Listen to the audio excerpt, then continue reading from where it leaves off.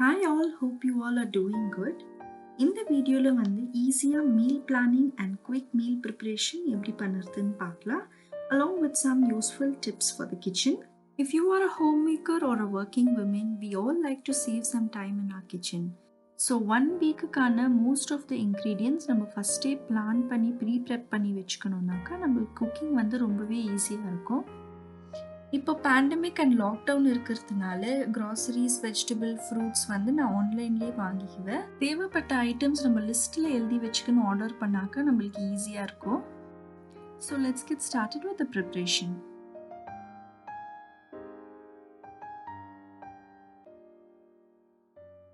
So first step before meal preparation வந்து to refill all the masala and spice jars. Empty ஜார்ஸை க்ளீனாக wash and dry பண்ணிவிட்டு spices and masala powder நம்ம refill பண்ணி வச்சுக்கலாம். நீங்கள் மசாலா டப்பா யூஸ் பண்ணுறதா இருந்தாலும் இந்த மாதிரி வீக்லி ஒன்ஸ் ரீஃபில் பண்ணி வச்சுக்கிறீங்கன்னா ஈஸியாக இருக்கும்.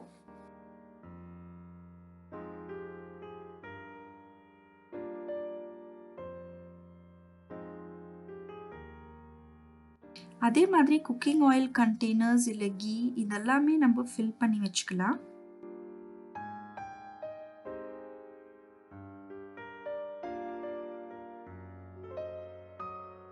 Next idli dosa batter preparation. என்னோட வீக்லி பிளானிங் மீல் ப்ரெப்பில் பார்த்தீங்கன்னா ஃபஸ்ட்டு ப்ரிப்ரேஷன் பண்ணுறது வந்து நான் இட்லி தோசை பேட்டர் தான். இந்த பேட்டர் 1 வீக்குக்கு ஏற்ற மாதிரி நம்ம ரெடி பண்ணி வச்சுக்கணும்னா வீக் ஃபுல்லாகவே breakfast and tiffin items tension இல்லாமல் நம்ம செய்யலாம். நான் மிக்சிலே கிரைண்ட் பண்ணுறதுனால இட்லி ரைஸோ உளுத்த பருப்போ ரெண்டும் ஒரே விசிலில் ஊற வச்சுக்கிறேன். இந்த மாதிரி நல்லா வாஷ் பண்ணிவிட்டு நம்ம ஊற வச்சுக்கலாம். ஈவினிங் டைம் அப்படி நான் வந்து இதை நல்லா கிரைண்ட் பண்ணி எடுத்துக்குவேன். இந்த மாதிரி நல்லா மிக்ஸ் பண்ணிவிட்டு நம்ம ஃபர்மெண்ட் பண்ண வச்சிடலாம்.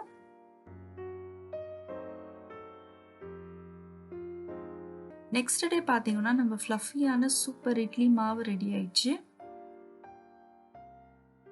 இந்த ஒரு மாவுலேயே நம்ம இட்லி தோசை உத்தப்பம் குழி பணியாரம் இந்த மாதிரி வெரைட்டியான டிஷ்ஷஸ் நம்ம ப்ரிப்பேர் பண்ணலாம்.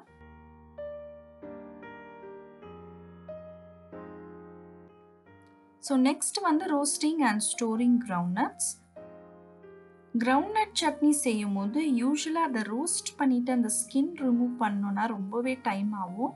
So at a time 1/2 kg or 1 kg groundnuts நம்ம ஒரே டைமில் வந்து இந்த மாதிரி ஒரு கடாயில் போட்டு நல்லா ரோஸ்ட் பண்ணிக்கலாம். இதோட ஸ்கின்னை வந்து நல்லா லைட்டாக ப்ரௌன் ஆகிற வரைக்கும் நம்ம ரோஸ்ட் பண்ணிக்கணும்.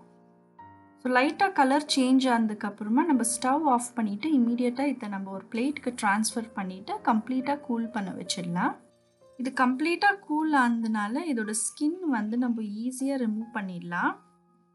ஸோ இதெல்லாம் எடுத்து நம்ம ஒரு ஏர்டைட் கண்டெய்னரில் போட்டு ஸ்டோர் பண்ணி வச்சுக்கணுன்னா whenever you're doing groundnut chutney you can just add the ingredients and prepare it within 2 minutes.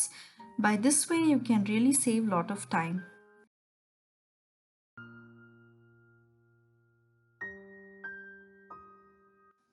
Coconut ஃப்ரிட்ஜில் மோர் தென் 1 வீக் to 10 days ஸ்டோர் பண்ணோன்னா இந்த மாதிரி சின்ன சின்ன பீசஸாக கட் பண்ணி ஃபஸ்ட்டு எடுத்துக்கலாம். இதை ஒரு விஷயம் நல்லா வாஷ் பண்ணிவிட்டு அந்த தண்ணி எடுத்து ஊற்றிடலாம். திரும்பவும் வந்து இதை தண்ணி ஃபுல்லாக ஆகிற வரைக்கும் ஃபில் பண்ணிவிட்டு ஒரு ஏர்டைட் கண்டெய்னரில் போட்டு நம்ம ஃப்ரிட்ஜில் வச்சுக்கலாம். நெக்ஸ்ட்டு நம்ம எப்போ கோகனட் யூஸ் பண்ணாலும் ஸ்பூன் யூஸ் பண்ணி எடுத்துக்கணும். அண்ட் ஆஃப்டர் எவ்ரி 2 uses நம்ம வந்து வாட்டர் சேஞ்ச் பண்ணி வச்சிட்டோம்னாக்கா மோர் தென் 15 days கோகனட் அப்படியே ஃப்ரெஷ்ஷாகவே இருக்கும். Pulses is a great source of vitamins and proteins. So உங்கள் weekly meal planning according you can take any pulses of your choice. First பல்சஸை நல்லா wash பண்ணிவிட்டு தேவையான தண்ணி ஊற்றி ஒரு 5 to 6 hours ஒரு ஓவர் நைட் இதை ஊற வச்சுக்கிறேன். இப்போ இது நல்லா சோக் ஆனதுக்கப்புறமா இதை ப்ரெஷர் குக் பண்ணிக்கலாம். ஜஸ்ட் டு சேவ் டைம் 2 டாலுமே நான் ஒரே டைம் குக் பண்ண போகிறேன். பிளாக் சனா தால்க்கு ஏற்ற மாதிரி தண்ணியும் உப்பு ஆட் பண்ணிக்கிறேன். இப்போ வேறு ஒரு கண்டெய்னரில் ஒயிட் சனாக்கு ஏற்ற மாதிரி தண்ணியும் சால்ட் ஆட் பண்ணிவிட்டு நான் ஒரே குக்கர்லேயே வைக்கிறேன். 4 to 5 விசில்ஸ் வர வரைக்கும் இதை குக் பண்ணிக்கலாம். இதை கம்ப்ளீட்டாக ஆற விட்டுடலாம். இது ஆறுனதுக்கு அப்புறமா ஒரு ஏர்டைட் கண்டெய்னர் ஒரு ஜிப்லாக் பேக்கில் போட்டு நம்ம ஃப்ரீசரில் ஸ்டோர் பண்ணிக்கிறோம். இது ஃப்ரீசரில் நம்ம ஸ்டோர் பண்ணி வச்சாக்கா மோர் தென் 15 டேஸ் இது அப்படியே ஃப்ரெஷ்ஷாகவே இருக்கும். இந்த டால் குக் பண்ண தண்ணி நம்ம டிஸ்கார்ட் பண்ண வேணாம். we can use it in preparing any of the curries.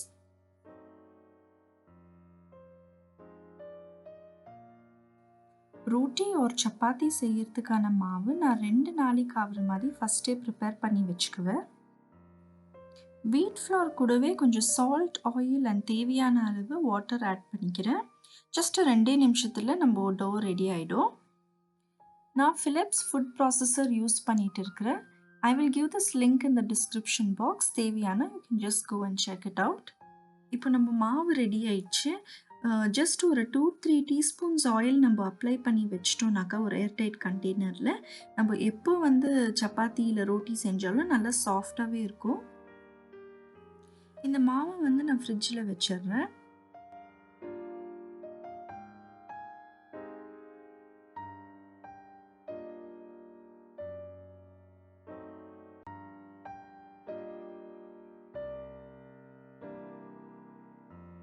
So இந்த மாவு ரெடியாக இருந்துச்சுன்னா இன்ஸ்டண்ட்டாக நம்ம ரோட்டீஸ் ஒரு பூரிஸ் செஞ்சுக்கலாம்.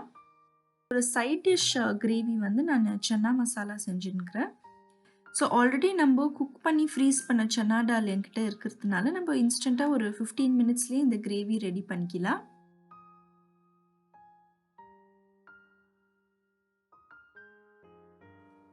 Finally, I have found an easiest way to store and use mint coriander chutney. So இந்த க்ரீன் சட்னி பண்ணுறதுக்கு நான் 1 bunch of mint leaves and 1 bunch of coriander leaves எடுத்துருக்கிறேன். இதை நல்லா க்ளீன் பண்ணிவிட்டு நம்ம வாஷ் பண்ணி வச்சுக்கலாம். மிக்ஸி ஜாரில் இதை போட்டு 2 green chilli, 1 inch ginger, 4 to 5 garlic, 1 lemon juice, கொஞ்சம் தண்ணி அண்ட் சால்ட் ஆட் பண்ணிவிட்டு நல்லா கிரைண்ட் பண்ணி எடுத்துக்கிறேன்.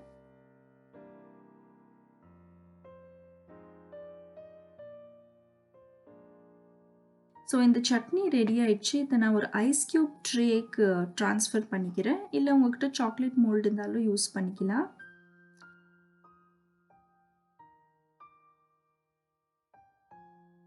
ஸோ இதை 5 to 6 hours நம்ம அப்படியே க்ளோஸ் பண்ணிவிட்டு ஃப்ரீசரில் வச்சுக்கலாம். மிச்சம் இருக்கிற சட்னி நான் கிளாஸ் பாட்டிலில் போட்டு நான் ஃப்ரிட்ஜில் ஸ்டோர் பண்ணி வச்சுக்கிறேன். ஸோ இந்த சட்னி நல்லா ஃப்ரீஸ் ஆகிட்டு இருக்கு. இதை நான் ஒரு கிளாஸ் ஜாரில் போட்டு நான் ஃப்ரீசரில் ஸ்டோர் பண்ணி வச்சுக்குவேன். இது நியர்லி 1 monthக்கு ஃப்ரீசரில் ஃப்ரெஷ்ஷாகவே இருக்கும். நீங்கள் நான்வெஜ் இல்லை வெஜ் கிரேவி இல்லை உப்மா இந்த மாதிரி செய்யும் போது ஜஸ்ட் ஒரு 2 கியூப் ஆட் பண்ணாலே போதும். சூப்பர் டேஸ்டியாக இருக்கும். Do give it a try. I've taken 1 kg potatoes to boil. ஸ்லைட்டாக பொட்டேட்டோஸில் இப்படி கட் பண்ணிவிட்டு பாயில் பண்ணோன்னா ஸ்கின் பீல் பண்ணும்போது ஈஸியாக இருக்கும். அண்ட் ஒரு 1/2 teaspoon சால்ட் ஆட் பண்ணிவிட்டு 4 விசில்ஸ் வச்சு எடுக்கிறேன்.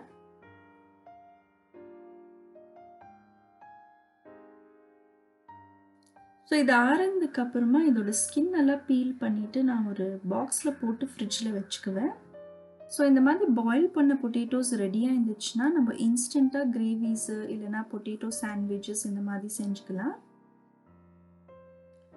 இன்ஸ்டன்ட் பொட்டேட்டோ சீஸ் சாண்ட்விச் செய்யறதுக்கு நான் 3 பாயில்ட் பொட்டேட்டோஸ் எடுத்திருக்கேன். 1 chopped onion, 1 teaspoon chaat masala powder, 1/2 teaspoon jeera powder, 2 or 3 teaspoon prepare பண்ணி வச்சிருந்த green chutney and some salt to taste. Just give it a quick mix. இதை வந்து ப்ரெட்டில் stuff பண்ணிவிட்டு கூடவே ஒரு cheese slice and some more green chutney add பண்ணிக்கலாம். Bread மேலே கொஞ்சம் பட்டர் அப்ளை பண்ணிவிட்டு I'm going to grill this until done. And look, our cheesy sandwich is ready. Wasn't that so quick? நான் யூஸ் பண்ணிட்டு இருக்கிற கிரில்லர் வந்து Wonder Chef பிராண்ட். இதில் at a time 4 slices of bread grill பண்ணலாம். அது மட்டும் இல்லாமல் you can make rolls, stickies and much more in this griller. இதோட லிங்க் வந்து நான் டிஸ்கிரிப்ஷன் பாக்ஸில் ஆட் பண்ணுறேன். If you want you can just check it out. Ginger garlic paste prepare பண்ணுறதுக்கு கார்லிக் ஸ்கின் பீல் பண்ணுறது தான் ரொம்ப டைம் கன்சியூமிங்கான வேலை. ஸோ ஈஸியாக கார்லிக் ஸ்கின் பீல் பண்ணோன்னா இந்த மாதிரி கார்லிக்கோட பாட்ஸ் வந்து செப்பரேட் பண்ணிவிட்டு அதுக்கு 2-3 டீஸ்பூன் ஆஃப் குக்கிங் ஆயில் நல்லா அப்ளை பண்ணிவிட்டு ஒரு நாள் வந்து நம்ம நல்லா வெயிலில் காய வச்சு எடுத்துக்கலாம். சப்போஸ் வெயில் கம்மியாக இருந்துச்சுனாக்கா இன்னும் ஒரு நாள் எக்ஸ்ட்ரா வைக்கலாம். இப்போ பார்த்தீங்கன்னா இந்த கார்லிக்கோட ஸ்கின் இப்படி ட்விஸ்ட் பண்ணாலே ஈஸியாக வந்துடும்.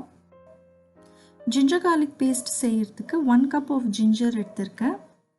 ஜிஞ்சர் வந்து நல்லா வாஷ் பண்ணிவிட்டு சின்ன சின்ன பீசஸாக கட் பண்ணி ஆட் பண்ணிக்கலாம். கூடவே 2 cups of garlic, 2 teaspoon of cooking oil, 1 teaspoon salt and 2 tablespoon of water add பண்ணிவிட்டு கிரைண்ட் பண்ணி எடுத்துக்கலாம். So ginger garlic paste is ready. இதை ஒரு பாட்டிலில் ஆட் பண்ணிவிட்டு நான் ஃப்ரிட்ஜில் வச்சிட்டேனாக்கா நியர் அபவுட் 1 மந்த் ஃப்ரெஷ்ஷாகவே இருக்கும். ஸோ யூஸ்வலாக இந்த மாதிரி பீல்டு கார்லிக் பாட்ஸ் வந்து நான் செப்பரேட்டாக பாட்டிலில் போட்டு ஃப்ரிட்ஜில் வச்சுக்குவேன். So whenever you're doing any curries or chutneys நம்ம வந்து இமீடியட்டாக இதை ஆட் பண்ணிக்கலாம். This is one of the quickest pickle you can make. இதுக்கு onion, beetroot and green chilli add பண்ணிவிட்டு 1 cup vinegar, 1 cup water and some salt to taste இதெல்லாம் mix பண்ணிவிட்டு நம்ம ஃப்ரிட்ஜில் வச்சுக்கணுன்னாக்கா you can use it as a pickle.